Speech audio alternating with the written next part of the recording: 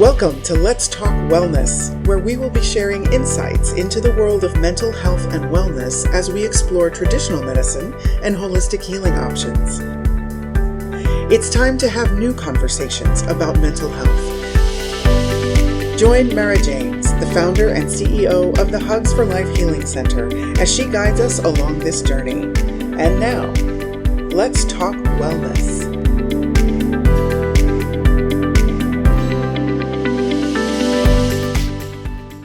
Welcome to Let's Talk Wellness. I am your host, Mara James, and I want to say thank you for joining us for today's conversation. During Let's Talk Wellness, we focus on healing, understanding, growth, and spirituality. That's part of the Hugs for Life Healing Center, a subsidiary of the nonprofit Extraordinary Lives Foundation, where we are devoted to supporting mental health and wellness and providing resources for children and their families. As the founder of these organizations, I have the great joy of collaborating with a team of amazing people to help bring healing to children and their families around the world. You could find out all of our information at elfempowers.org, and you can find the link in the show information. Now, let's talk wellness with today's host, Dr. Lorry Leigh Belhumeur. Dr. Lorry is a best-selling award-winning author and licensed psychologist. Lorry is well-versed in trauma, ACEs, and resilience. Welcome, Lorry. Thank you. Thank you so much for having me, Mara. It's great to be on your show because we're like-minded, like-hearted, and have the same vision. Absolutely. It's such an honor to have you here. We met several years ago in the nonprofit world. So why don't we start with that? Tell us a little bit about your past and what led you to where you are today and studying what you did and how you became an author. Oh, okay. That's a mouthful. Well, so let me just talk about a little bit about my journey. I'm really known among my colleagues and some of my friends as an expert in resilience and sort of an example of resilience. And so, the way that my career came about really because, I knew that I was a helper early on. I babysat and I was going to go into nursing or a teacher, something like that, because those were the choices back then. And I ended up, for lots of reasons, getting on a psychology track. And really what I realized early on is that I chose that because I wanted to heal from my own childhood wounds. One of the things that we talk about a lot are adverse childhood experiences. And that's something that I also have quite a bit of expertise in, being able to talk about it and share it and teach about the impact of ACEs on the health and well-being of children and the adults who care for them. And so I went into psychology again, thinking I was going to heal from ACEs. I had 5 by the time I was in 2nd grade and 8 by the time I graduated from high school. And as you and probably most of your audience knows, that they're in 3 categories: abuse, neglect, and family dysfunction. So every kind of abuse and lots of neglect, and then, alcoholic home, lots of other turmoil in the household. And my mom was married, 5 times. So there was a lot of that. So in looking back, I really, I had my own, what we would call now, like mental health issues as a child, but there weren't psychologists around. And it was just kind of, as I went, I wanted to heal myself and I wanted to really break through, and heal that stuff. So what I want to say first is a lot of the, not first, I've said all of that, but a lot of the, what we would call, abuse or emotional neglect, things like that. Although it was both parents, the person I called dad and my mom. I just want to express that it's coming from now a place of tremendous compassion. And I wouldn't be the person that I am today if I didn't have the mother that I had, and also the dads, that I had growing up. And so it's really, when we're talking about resilience here, we're going to get to that. It's really the ability to adapt to those adversities over time. And so I just want to make sure that everyone knows I'm coming from a place of compassion and knowing that my grandmother and my mother also experienced ACEs. They didn't call it that at the time. They didn't, and so when I had that understanding of ACEs, it really kind of shined the light on sort of generational trauma that occurred. And so the journey was, helping profession, getting into psychology. And once I changed my major to psychology, I knew like I'm getting a PhD, I'm just going straight, that's in order to really make an impact, becoming a psychologist. And then all of my, background and training, or I'd say 90% of it was working with children. I worked in a psychiatric hospital for children and youth back in the day, and then have worked in, children and youth sector in terms of, being a child psychologist. And even in my private practice, the people that gravitated into the practice were teenage girls. And so that's sort of the trajectory now. Oh, and then you said to become an author. So let me say this. What I realized in treating not only adolescents, but some of their parents and adults who care for budding psychologists, budding teachers, and what I learned is that there were some people who really got to a resilience kind of state, if you will, a little bit quicker than others. And so, after decades of looking back and in my own healing, I'm like, we've got to make this kind of simple in a way that people can understand. So I really gave it some thought about what worked and what didn't, in those years, and came up with a recipe for mastering resilience based again on that reverse engineering. And I initially created a course around it so that people could go through the course.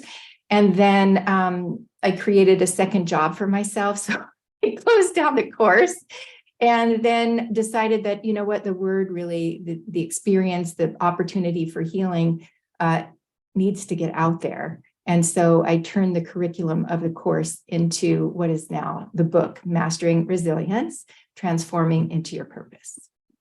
Wow, wow, wow. Thank you for sharing so much with us. Let's start. So at the beginning, for some of our friends watching and listening that aren't familiar with ACEs, can you share a little more about it, how many different criteria there are, and when that even started coming about? I know when we were younger, it wasn't, It wasn't called that, right? Not at all. It wasn't called anything. It was called Exactly. Child abuse, and then it was called trauma. And now, we've brought it into this language that, everyone can kind of understand. So ACEs fall into three categories: abuse, neglect, and family dysfunction.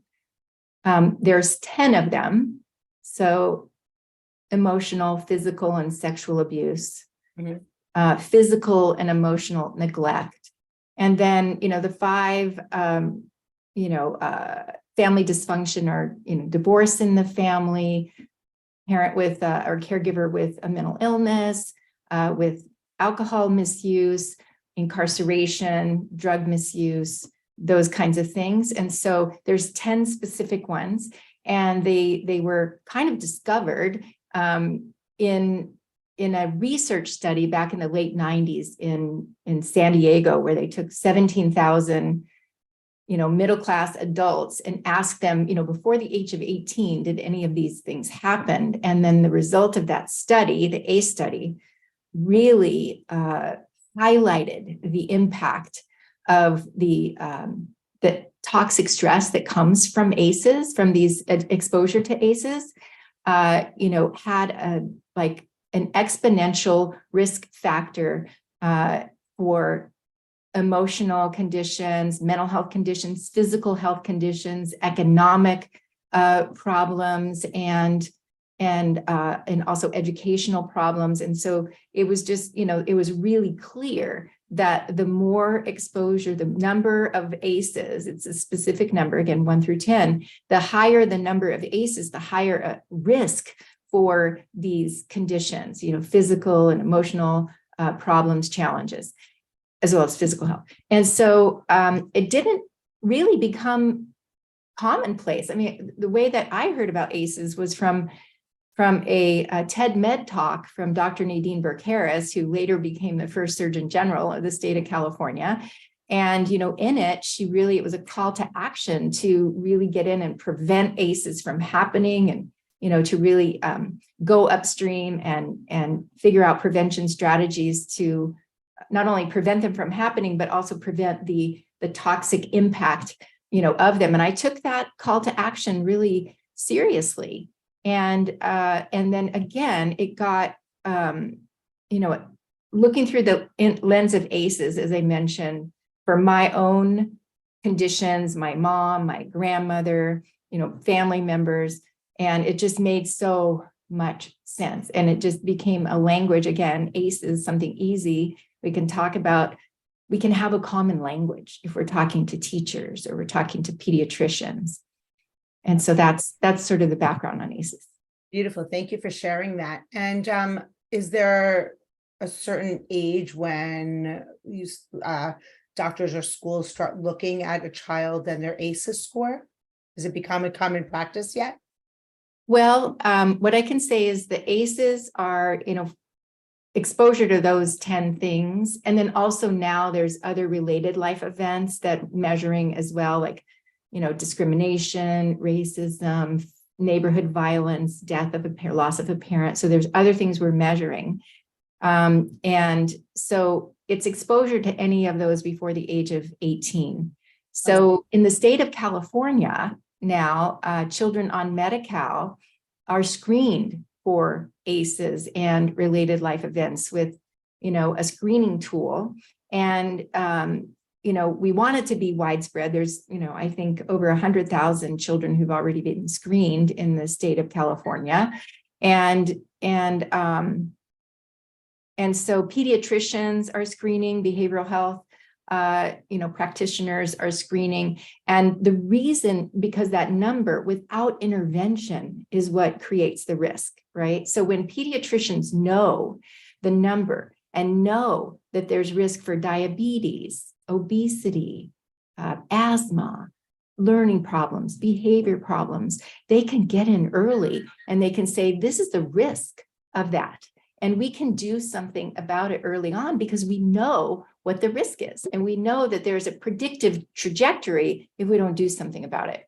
So we're really looking at the whole child and the whole, everything about coordinating care amongst, many, many providers so that provide services to children, teachers, and really making sure that we're all on the same page with knowing the number of ACEs, knowing the risk, and being able, again, to offer some buffering that would, change the trajectory. Absolutely. And is there an average age that their children are being tested? Well, in pediatricians' offices, they're asking the parents, early on. So at their well child visits, and, all the way up to through high school. And it just depends. It's once a year. It's recommended to be screened once a year to see if there's any additional exposure or prolonged exposure so that, again, we can get in early. So, I don't know the exact statistics of, who's getting, screened at what early age. I just know that it's, that's possible to do it at the it's recommended, maybe even mandated to screen at the pediatrician's, office so that, again, that connection can be made. That's amazing. I wonder, I'm sure some parents don't want to share everything that's going on at home. So they might be skewed, hopefully, and then as the child gets older, hopefully they'll ask the child directly without the parents. They do at a certain age. I think 13 or 14, they ask the child directly. But here's what I found. What I've found is when parents learn about ACEs and we properly educate them about ACEs, those children with high scores, the parents and the people who, depend or who the child depends on, they've had many ACEs. Sure. And so sometimes it's received as a relief because knowing that it's not their fault, knowing it's something that happened to them, kind of like diffuses the shame and blame. And they are open to doing something about it because they see it, from their own lives. And, most parents and people, care for children, most people who care for children want to break the cycle. They want to break the cycle. And so having that education and information around how ACEs impact the brain and, the neuroplasticity of the brain, the ability to rewire and, the brain to be, have more positive, focus, reduce risk. And again, it's very soothing for some parents. Yeah. And I love that it really, these children are here to change the world, I always say, and it starts with the parents. And a lot of times they'll reflect what one of the parents or both parents need to heal. So I love that we're taking such a positive effect, outlook on that. That is amazing. Yeah. And, Mara, I'll take it one step further because, the children are often in our care, either as teachers or psychologists or counselors. And, also like the parent, if they're in our care, they're only going to heal at the level that we as practitioners, as people who have children who depend on us for some sort of care. And it's so the resilience part is also that we have it so that we can model it and allow it to, the child to do the same. And so that's what's really important. I think, one of the things I mentioned in the book is really how I came about that as being in groups of training in front of groups of teachers and CASA workers and psychologists and counselors. And we gave them the ACE screening in those rooms with hundreds of people. And the interesting thing is that the ACE scores of the people in the room, the adults in the room, mirrored the number of ACEs that were in mental health treatment. So the conclusion is that the people, this is kind of intuitive, but it kind of proved it, that people who experience childhood trauma, like myself, gravitate toward these professions. And so we have an obligation to heal ourselves so that the children have the same opportunity. And I love that. I also had my childhood trauma, though I didn't remember all of it until about 52 years old. And I was and I worked with a psychiatrist and a therapist, but I've also worked with a lot of holistic healers. And so we joke around, I have a PhD in healing, Yeah. Personally, yeah. So, but one of my healers I was working with, and she said, and I realized that there was something that she needed healing on. And she said something to me, which was such a beautiful message from the universe. She's like, you cannot heal past your healer. Which made sense. I mean, if I'm taking a class in math, my mathematician, my teacher doesn't know how to do trigonometry, I'm not able to learn trigonometry unless they do. And right then, first, it was a message for me to stop working with that healer. But that's why, I just keep growing and expanding, because how else can I help my friends and my clients if I don't, the more I know. That's exactly right. That's exactly. And it's also, I find a lot of teachers, a lot of therapists will have children or clients, patients that are showing them what they need to heal. Yes. Have you heard of in Hawaii several years ago, there was an inpatient mental health facility, and the psychiatrist had everybody do the Ho'oponopono prayer. I'm sorry, please forgive me. Thank you. And I love you.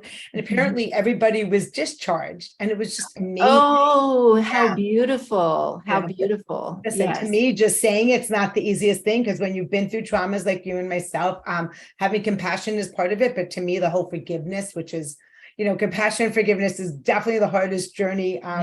Every religion speaks about it. It's the most important thing, and definitely one of the most, if not the most challenging thing to do in life. It's really true. In fact, compassion for self and others is one of the 8 ingredients for mastering resilience. And it really talks about, forgiveness is it's almost like a biblical lift. It's like really, biblical proportions when we say forgive, right? That might be some of our association with that.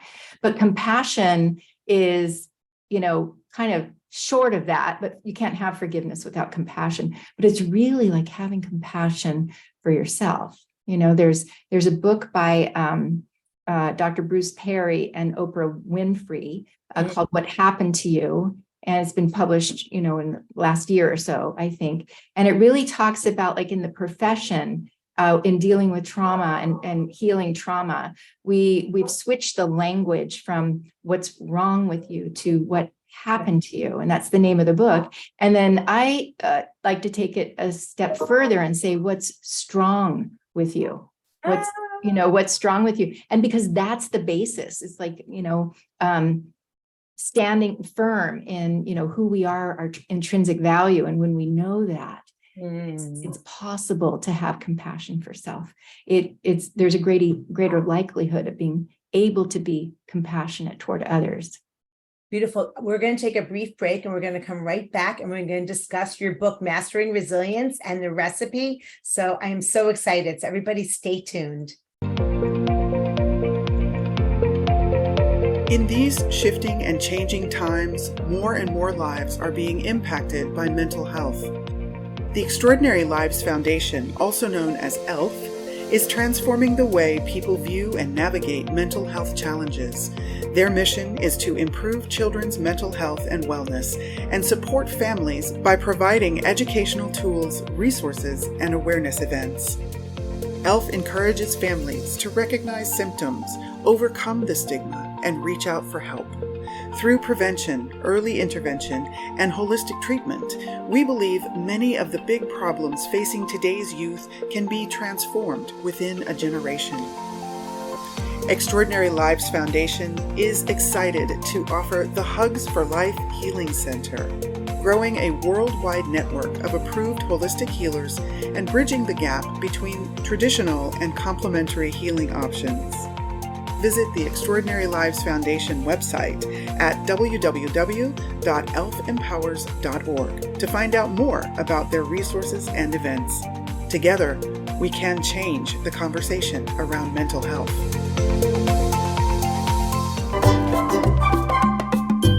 We hope that you're enjoying today's Let's Talk Wellness podcast. And if you have a topic that you would like us to explore, we would love to hear from you. Simply email us at info@elfempowers.org. That's info@elfempowers.org. And now, back to the show. Welcome back to Let's Talk Wellness. I'm your host, Mara James, and today we have Dr. Lorry Leigh Belhumeur. Welcome back, Lorry. Thank you so much. Great to be here again. So I'm so excited to get into your book, Mastering Resilience. But before we do that, I want to ask you a question. So for you personally, you went through a lot of childhood abuse. Mm-hmm.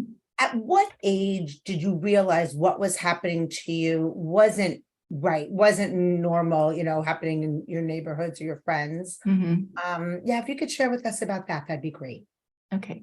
Well, there were all kinds of abuse in the house, but the one that really left the marks outside were the spankings, and so I must have, this is what I think, I must have suspected that what was happening was abuse because, the 2 summers when I was 14 and when I was 15, I babysat 4 kids from Tuesday night to Sunday morning. And so I had a really close relationship with the mom.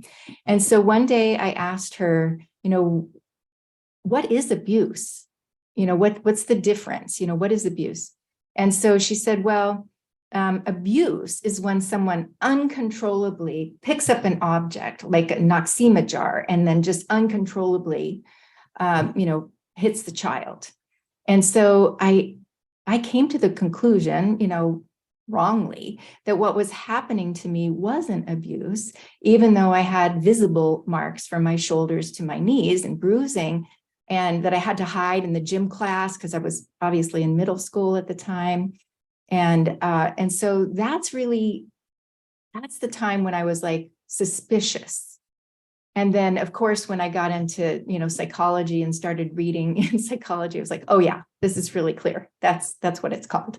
Yeah. But so you're saying, did you think it was or was not abuse after you heard her give you that definition with the Nazima? Did Oh, you? I assumed it wasn't. I assumed it was just a spanking because this is the difference, this object uncontrollably versus a spanking. And so what I was receiving was called a spanking. And so I thought that was normal discipline. After that point, I didn't think it was abuse. Wow. Mm-hmm. Wow. That it just, yeah. And it's interesting because, I mean, if you did realize it was abuse, what would you have done? I mean, hindsight's 2020, but Yeah. what would you even have done anything? Well, I don't know, because what I do know is there was another girl in middle school who was removed from the home. She was in the backseat of a car. They were taking her away, and she had bruises visibly, And so I just said, well, I'm not that, I mean, it's not that bad. And I just, felt so bad, but she was taken away. So I don't want to be taken away from my family, So even if I did, I probably wouldn't say anything at the time. Wow. Yeah. And I do believe everything happens as it does and as it should. And Mm-hmm. which is a whole nother. So now let's bring that now into, I'm sorry for everything you've gone through, and I know it made you who you are today. Exactly. So you created this beautiful book Yeah. on mastering resilience, and you have a whole recipe. Can you share with us about that? I sure can. And what I want to say also is I share like these little snippets of stories, because not to share that it happened to me or to get like sympathy or it's really to show that there's hope. There's hope for a future, even when you have 8 aces or you have, one ace that's just prolonged and really, really, persistent and painful and, inside and out. And so it's really because like I have a story to share that gives people hope. And, whatever profession they're in, however they're helping children, all of that. And so I mentioned earlier that I took the stories of people that had spoken to me, told me their stories, my own story, and then, also in working with children and reversed engineered what worked. And so I came up with a metaphor of a recipe. And, I talked about baking a cake in the beginning of the book. So the book is Mastering Resilience, Transforming into Your Purpose. And, what I want to segue and just tell you what the importance of this kintsugi bowl is on the front. It's a common symbol of recovering from trauma, and the gold that's woven or poured into the brokenness of the bowl makes it more beautiful, makes it more valuable, stunning, all of those things. So in what we might have considered our brokenness, the beauty comes in from the healing of the trauma. And that's the gold that, fills all of those cracks and again, makes it more beautiful. That's so beautiful. Thank you. Yeah. So the recipe really it's a recipe for mastering resilience. And it has, again, 8 ingredients. And I'm going to just mention a couple of them. But it's really, okay, let me say this. It's a recipe that initially is intended to kind of go in order because it anchors it in and each one builds upon each other. And once you go through it, you can refer back to it and kind of jump around. But the first ingredient is really, we've heard this before, establish your big why, establish like what that vision is. In this case, it's really because many of the people who are reading the book want to be cycle breakers. They want to, break through their own, even if they're not, they don't have children, they want to break through their own. So they break the cycle, for themselves. And so it's really like, if you can imagine who you are, who you get to be when you're healed, or you're farther along on the healing journey. We're never fully healed, right? It's a journey. And we look out there and what's our inspiration for doing something about it, for going forward on that journey. So it's not just like a vision board where you might have things on it. It's really who you get to be. What characteristics do that you get to be that are on that? And what does that, identity kind of do for you? And how's it going to be different when you are that? So it's really looking at, yes, there could be, possessions, there could be relationships, what kind of relationships you want to have, what kind of career, it can have those things, but really it's also who do you get to be in order to, kind of break through and get to those places. So that's the big why, and then the next ingredient is the why now. So why now is the commitment. So the big why is kind of creating the optimal conditions for mastering resilience. The why now is the commitment. And it is the motivation that you have where you put a stake in the ground right now to say, I'm committed to moving along on this healing journey so that I can model it for the people, children in my care who depend on me, or, for myself. And it's, what is the motivation right now to do that? And in my case, the motivation changed over time. I might have thought like the big why, but the motivation changed. So when I was younger and I had, young children, babies, I didn't want to, I wanted to be the best mom. I just wanted to be the best mom. I didn't, want to make the same mistakes in a way.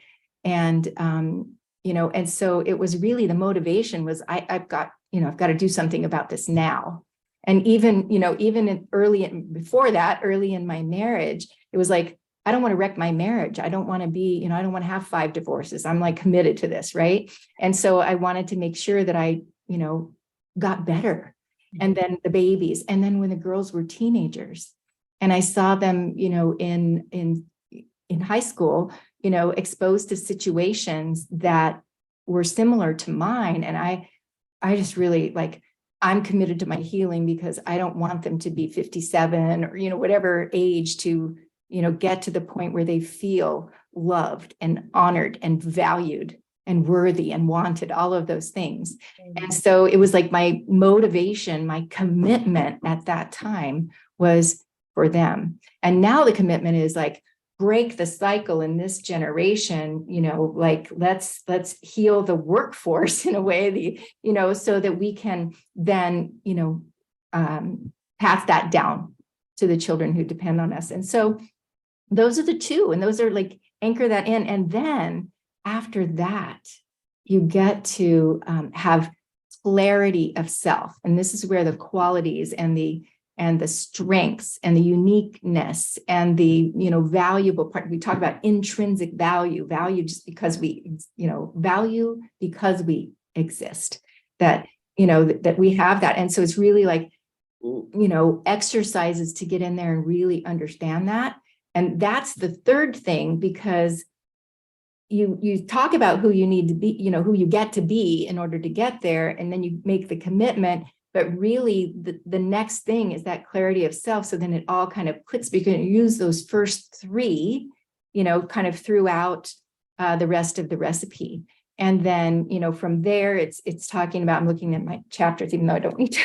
So, and from there, there's, again, the tools that use the first 3. So there's activities that you can do to actually anchor into you catch yourself with the negative self-talk, you anchor yourself in, you know your value, and then you take action in the direction of your big why or the goal that you've set for yourself, and then there's also, and this is what the beauty of it, it's kind of the secret sauce of the recipe, is when you learn to continually reframe.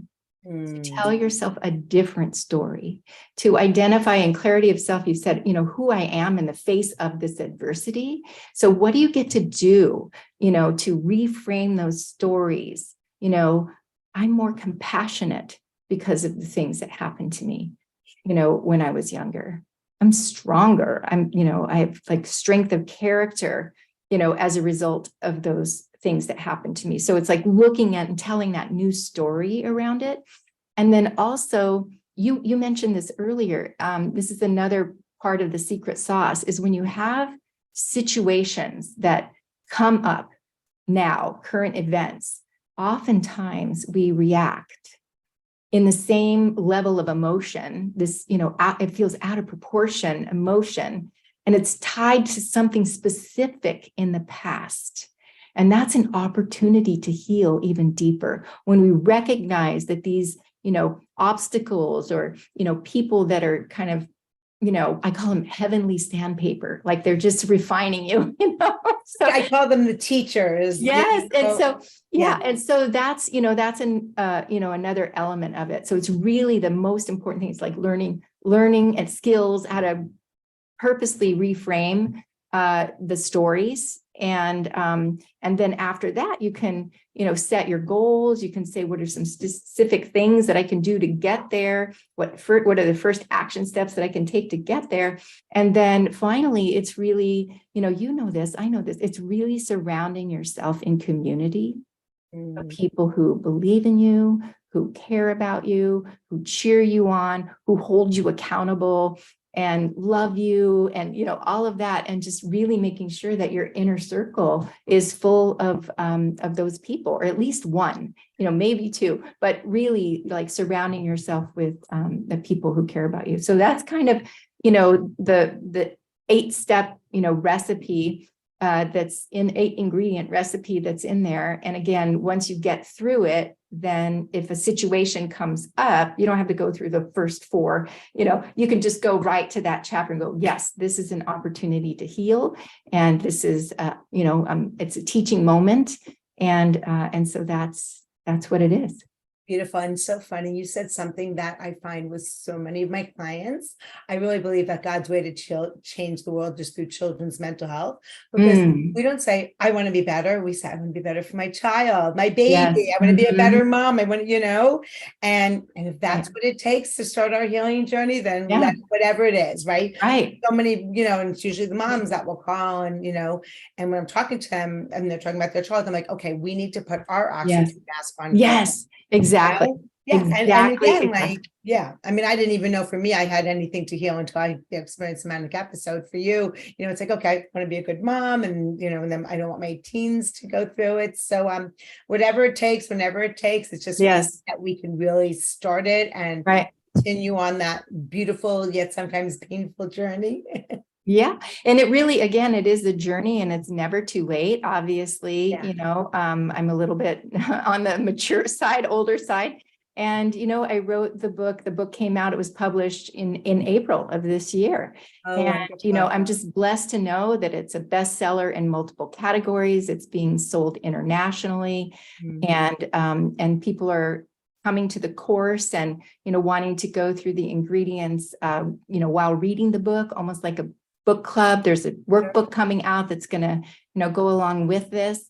And then also, even businesses are asking for intensive, can we come in and have this resilience, intensive, inspirational, opportunity for the employees to have that breakthrough through the burnout. And, not mainly, but, in addition to agencies that have youth serving workforces, that it's really, getting out there in a very meaningful way and having a massive impact.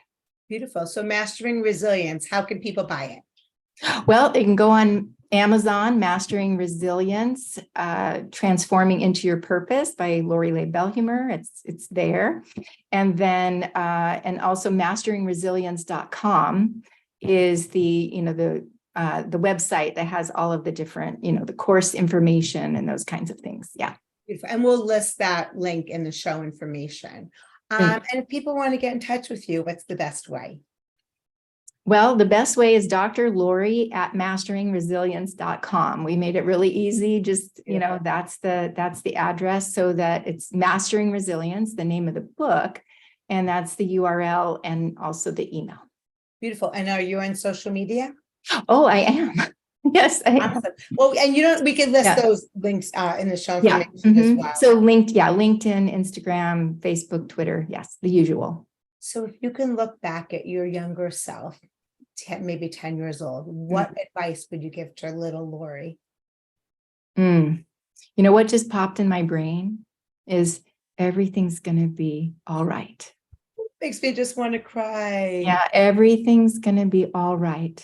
This is all happening for a reason. This is all happening for a purpose. You are valued, you are loved, you are worthy, you are wanted, and those things are going to get you far. Wow. That is beautiful, Lori. Thank you. Such a pleasure having you. And I look forward to seeing you as your journey continues. Oh, thank you so much, Mara. It's just I love this conversation. It's such a great opportunity to be with you here today. Well, don't forget, for you and all of our friends watching and listening, you are amazing. Yes. Yes, you are. You are, Mara, because you're bringing this message in each of your podcasts, and just literally how the presence, the visibility that you have is always with one vision and one purpose. And, it's just, you just shine, literally. You're sweet. Thank you, Lori. You're welcome. Thank you for joining us for this episode of Let's Talk Wellness. This podcast has been brought to you by the Hugs for Life Healing Center, a division of the Extraordinary Lives Foundation, a 501c3 nonprofit organization. If you would like to listen to more conversations like this, we invite you to subscribe to our mailing list at www.elfempowers.org to be notified when our weekly episodes are published. Thank you for joining us, and we look forward to bringing you our next conversation on Let's Talk Wellness.